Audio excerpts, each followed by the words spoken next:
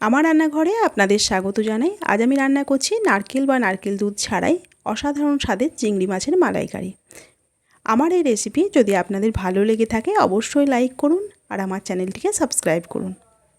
আমি গ্যাস জেলে কড়াই বসিয়ে দিয়েছি। চিংড়ি মাছটা ভেজে নেওয়ার জন্য দিয়ে দিচ্ছি সাদা তেল। আপনারা চাইলে সর্ষের তেলও দিতে পারেন। তেলটা গরম হয়ে গেছে, নুন হলুদ মাখিয়ে রাখা চিংড়ি মাছগুলো দিয়ে দিচ্ছি। আমি এখানে 250 গ্রাম চিংড়ি মাছ বেছে ধুয়ে পরিষ্কার করে নিয়েছি। আমি লেজের দিকে অল্প একটু খোসা রেখে দিয়েছি, আপনারা চাইলে সেটাও ছাড়িয়ে নিতে পারেন। চিংড়ি মাছটা খুব লালচে করে ভাজবো না, হালকা করে ভেজে নিচ্ছি।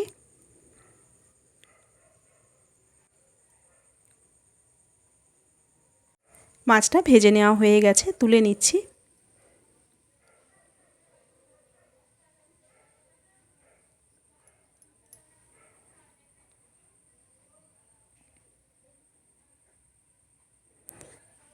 এখন এই কড়াইয়ের মধ্যে দিয়ে দিচ্ছি সর্ষের তেল। তেলটা গরম হয়ে গেছে, ফোড়নে দিচ্ছি একটা তেজপাতা, একটা শুকনো লঙ্কা, দিচ্ছি এক টুকরো দারচিনি আর দুটো এলাচ। ফোড়নটা অল্প নেড়ে নিয়ে দিয়ে দিচ্ছি পেঁয়াজ বাটা। আমি এখানে মাঝারি সাইজের একটা পেঁয়াজ বেটে নিয়েছি। পেঁয়াজ বাটাটা দেওয়ার পর অল্প নুন দিয়ে দিচ্ছি। অল্প নুন এই সময় দিলে পেঁয়াজ বাটাটা কম ছেটায়।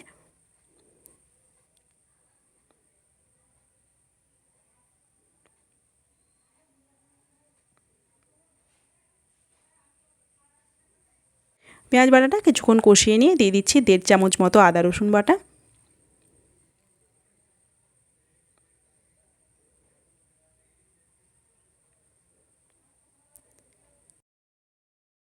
পেঁয়াজ আদা রসুন একসঙ্গে করে আবারও কিছুক্ষণ কষিয়ে নিচ্ছি। ভালোভাবে কষিয়ে নেওয়া হয়ে গেছে। এখন দিয়ে দিচ্ছি 1 চামচ ধনে, হাফ চামচ জিরে আর একটা শুকনো লঙ্কা আমি বেটে নিয়েছি। বাটা মশলাটা দিয়ে দিলাম। দিয়ে দিচ্ছি হাফ চামচের একটু কম হলুদের গুঁড়ো আর দিচ্ছি 1 চামচ মতো কাশ্মীরি লঙ্কার গুঁড়ো। সব গুঁড়ো মশলা মিশিয়ে নিয়ে মশলাটা কষিয়ে নিচ্ছি।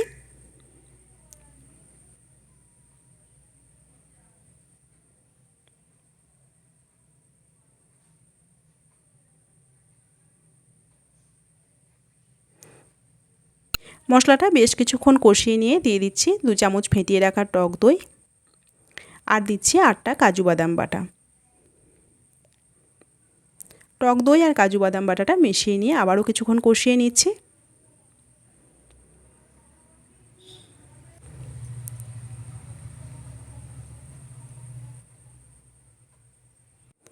সমস্ত মশলা একসঙ্গে করে খুব ভালোভাবে আমি কষিয়ে নিয়েছি।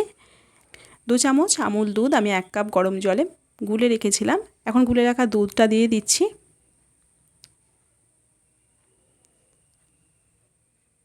মশলার বাটি ধুয়ে আরও 1 কাপ মতো জল দিয়ে দিচ্ছি।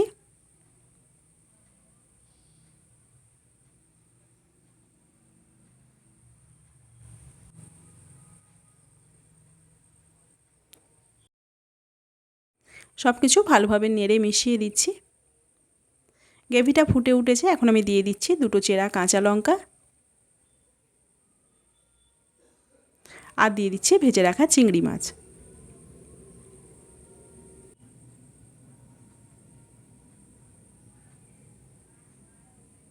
চিংড়ি মাছগুলো নেড়ে মিশিয়ে দিচ্ছি। দিয়ে দিচ্ছি পরিমাণ মতো নুন। মশলা কষানোর সময় আমি নুন দিয়েছি, সেটা খেয়াল রেখে আমি নুনটা দিয়ে দিলাম।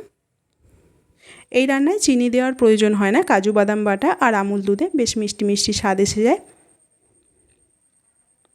এখন আমি গ্যাসের ফ্লেমটা মিডিয়ামে রেখে 4 মিনিট মতো ফুটতে দেব।